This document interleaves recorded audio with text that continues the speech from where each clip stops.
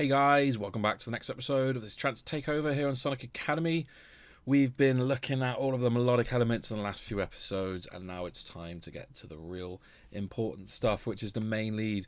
The main lead in Uplifting Trance is arguably the most important part, as it really is the kind of main body of the entire track. It's what sets the tone, it's what drives the track, it's what you're waiting for. You've got the intro section, and then you kind of wait for this main lead to drop. And this is really what we want to kind of work on in this episode and kind of show you a couple of techniques in maybe some composition and remixing and what I'm going to do with the main lead. And then obviously finding the right sounds, again, right important sounds, really good ones to start with, and how we can kind of merge those together to create that nice big uplifting feeling. So I've got the original track kind of uploaded or preloaded into the project here. Let's just take a small listen to the kind of main drop on this.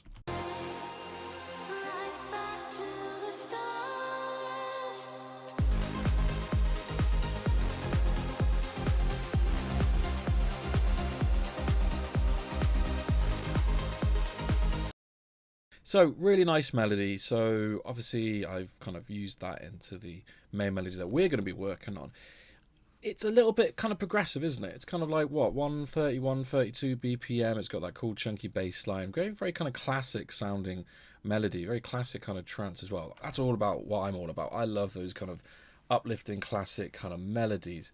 So we're going to kind of look to do something similar, but kind of enhance it a little bit. And in terms of references, you know, there's plenty to go from. There's a lot of my stuff also you could listen to. This is kind of very reminiscent of the old kind of Mike Push kind of sound, or maybe Signum. In terms of more recent times, the Schneider's got some tracks with these kind of very big uplifting kind of classic kind of melodies. Again, some of my own tracks really kind of lend themselves to this kind of classic sound.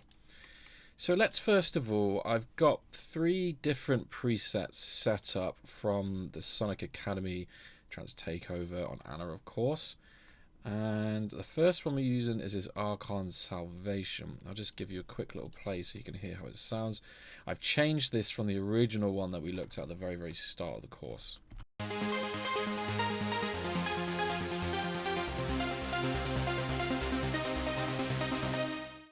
So really strong sound. It's that typical super saw kind of sound. I really like that kind of fizziness on the top end. And then if we pull back down on the filter,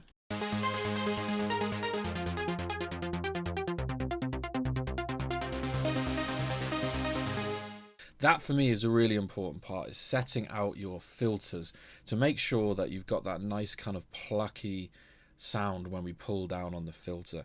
And in order to do that, we've got our filter envelope here. Sometimes these presets, they won't have this kind of preset up.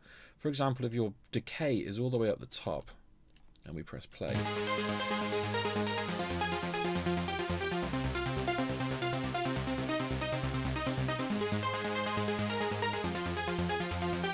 we can hear it doesn't really kind of snap as much. So sometimes if the decay is all the way up there or the sustain's all the way up, we need to just bring that back down and readjust it. And you can kind of fiddle around with it to get the kind of vibe that you're looking for.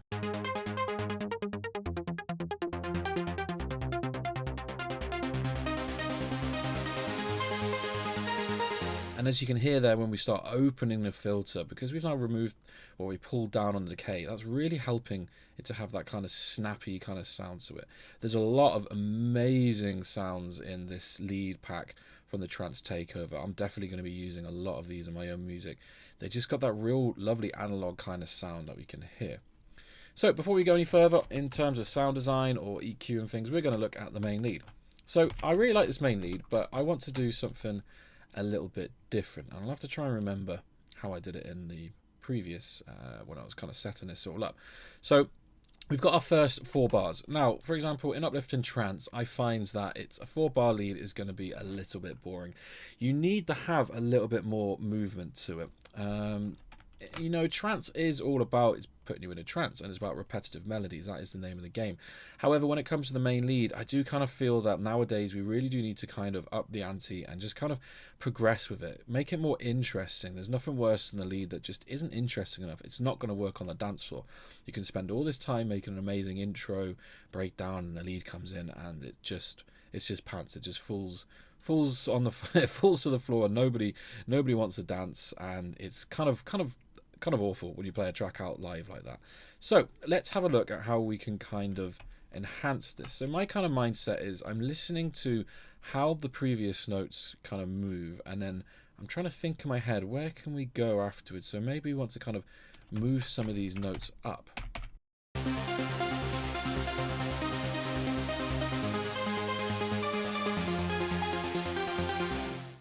So instantly that kind of gives it a different vibe.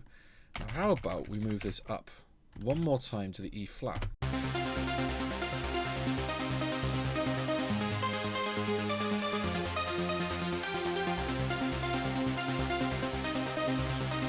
Now that's sounding a bit nicer, but now I feel like this dropping down maybe just drops too far. So maybe let's pull that back up to the G sharp.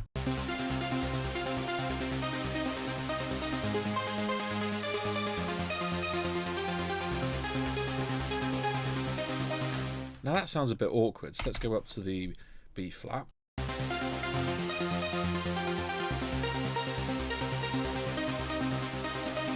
That's sounding a bit better. The movement between those two notes is nice, but then let's go ahead and bring that back up there, and we kind of feel like it wants to come back down again.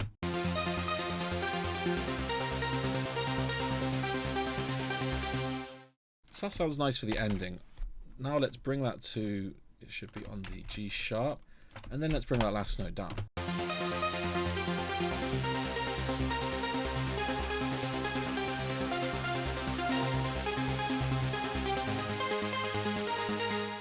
And now we've just created an extra 4 bars. We've got our 8 bar kind of progression, and we've just added that little bit extra more movement into it, and it's sounding really nice. And especially with this kind of cadence at the end here, it kind of feels like it leans down and then it wants to go back up to the C to restart.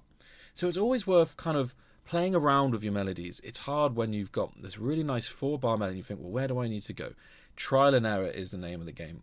To teach someone composition is impossible in my eyes, because you need to teach theory, and it takes years and years of practice, and everybody has it's a subjective kind of thought of how you want to make a melody. There's other melodies that I don't like in the trance scene, but then there'll be people who don't like my melodies. You know, it's very subjective. It's do what you want to do, come up with the best thing that you can, and if it works, it works.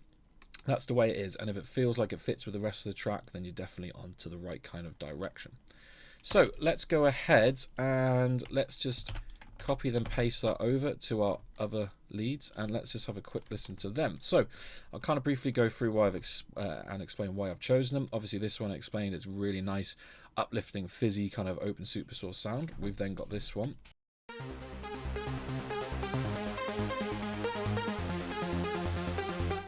This one's got a nice amount of kind of mid-range to it, and it's got that kind of almost portamento pitching kind of feeling on the notes themselves, and I just really like the way that sounded. And when I blended it in with the original sound,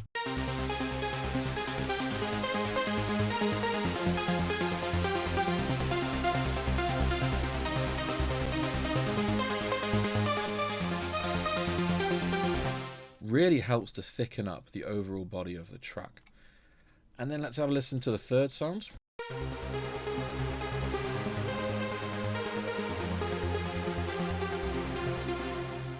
Really, really nice. This is your very kind of like classic, traditional sounding, uplifting trance kind of vibe. Big, super saw, fizzily kind of sound works really nicely. So in terms of the presets themselves, the second one was Arena, and the third one was Never Ending Stories. So definitely go check those out yourself. So let's have a look at getting these all kind of EQ'd up. So first of all, again, very, very simple. We don't need to do too much because the sound themselves are already really great. There's just going to be a little bit of EQing. We want to take the bottom end off as usual. Again, we don't want to leave anything down here to kind of conflict with the kick and the bass. And then let's do a nice boost on the top end just to make it a little bit more kind of sparkly.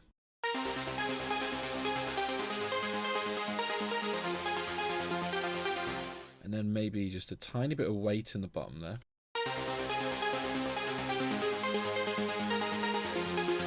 Maybe just a tiny bit of mid-range.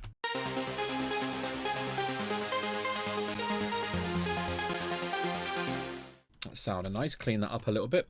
And then let's go ahead and do the same with the second sound.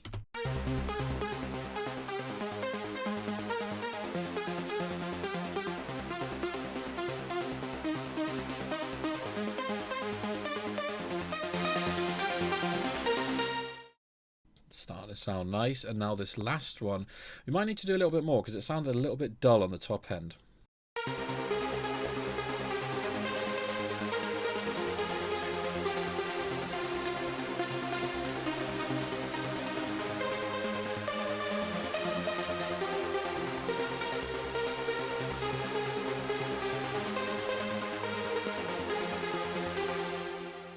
That's sounding nice. That was a 4.2 dB boost, quite a bit to be honest, but it kind of needed it to help that top end shine through. So now let's kind of just level that third one in.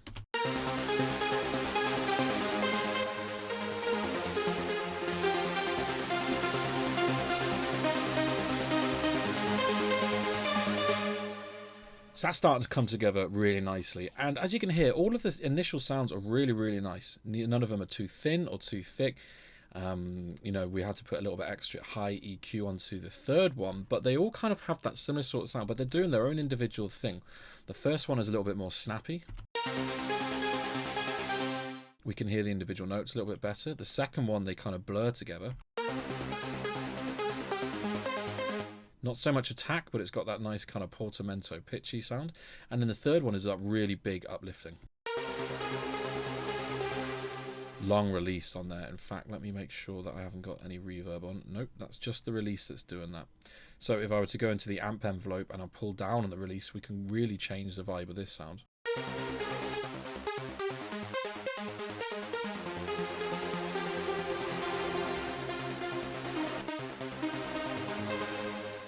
So using the release there, you could really hear I was changing the vibe of that sound. You can make it nice and short and snappy, or with the release making it nice and long. So now let's go ahead and put it into the mix. I've got some sidechains set up, standard one again, and I've just got the pads with the main bass line and everything. It's all going there. I've got some downlifters, all that kind of good stuff. So let's just pull the volume down and then bring it into the mix.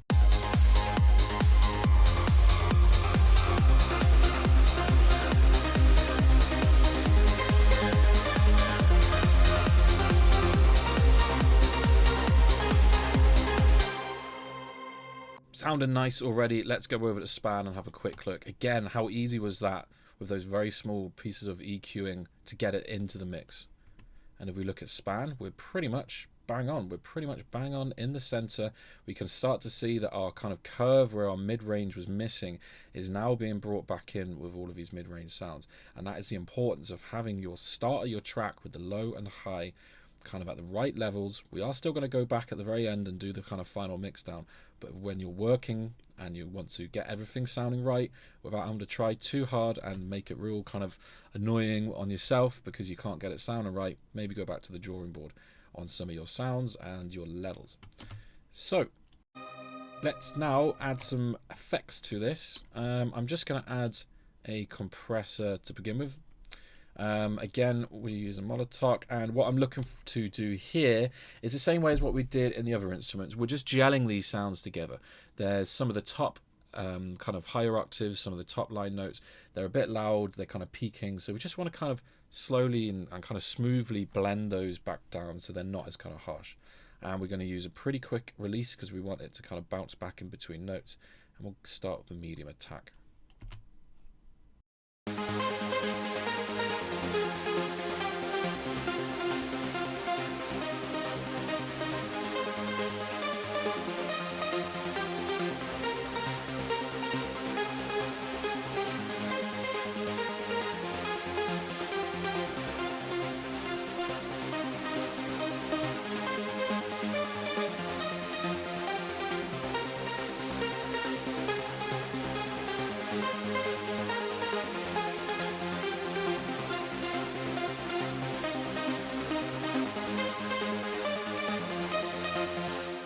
So very, very subtle. We're literally doing just almost 1 dB. It's between 0.5 and 1 dB of compression there.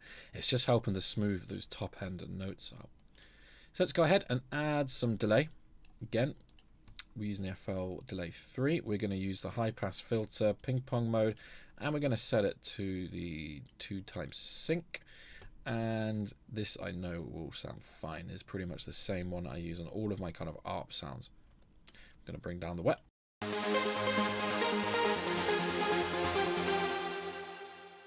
And in fact, let's just pull down on the filter so we can hit a little bit better.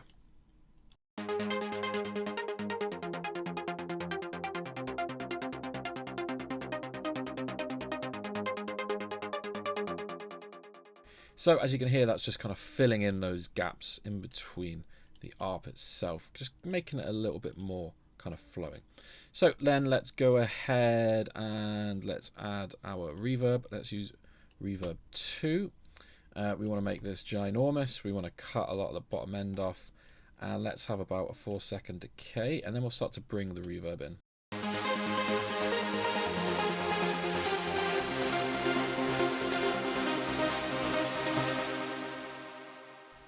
And there we have that nice kind of reverb decay at the end there. And now let's bring that back in with the rest of the track.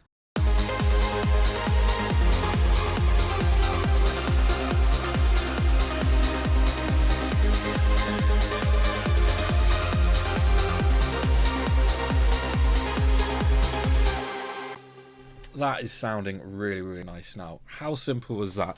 Just because we're using the right kind of sounds, a little bit of EQ and a little bit of delay, some compression, some reverb, has just turned those kind of, I mean, great sounds to begin with, but just turned it into a really thick sound. And like I said, because we had everything on the kind of span visualizer nicely kind of leveled to begin with, it's just so easy for it to kind of push through. And again, we're not taking too much off the low end.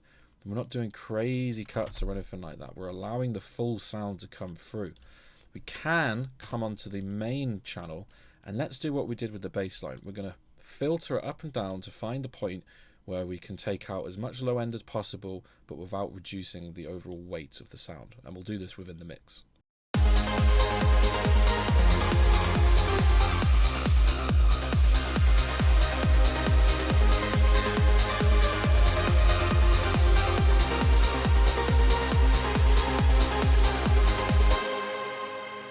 So round about there sounds nice. One further thing to talk about, there's a few of my clients kind of talk about this when we're going through tuition, is how is it that I'm able to get those high end of the percussion kind of sitting nicely on top of the mix? Well, it's just due to the way that we've kind of put this together. Yes, if we look at the high end of the main lead, it is around the same area as the open hi-hats and the closed hi-hats. We can see we've got a lot kind of going on, a lot of dynamic range in the mid-range there. But when we add the open hi-hat, we can physically see that it's still got its own space in the kind of super high ends here, so 15 kilohertz and above. And this is how they're able to still sit on top of the main lead without clashing. It's all about the leveling and getting that right. The open hi-hat should sit, personally for me, just above the main lead, so that the main lead can still play and have all of its frequencies, but the open hi-hat is still able to come through within the mix. So that's it for this episode. Very quick one, but hopefully that was quite informative for you. The next few episodes we're going to start structuring. So if we think about it in terms of the structure, we almost have it set out right here already. This is the perfect kind of way about doing this kind of structure, is that we've pretty much got our part of our intro. Yes, we need to extend it left and right. And then we've got part of the break with the vocals already. We've got our drop. We know where we're getting to. We know this is where we want to end up. There's just these parts in the middle and in the kind of prior to this section here at the start. We just need to do those bits. And you're going to see that we can actually get through it very, very quickly. Everything is pretty much EQ'd. We've got everything all set up. We've got all of our rises. We've got our fills. Everything is there. It's now simply a case of picking and choosing what you want.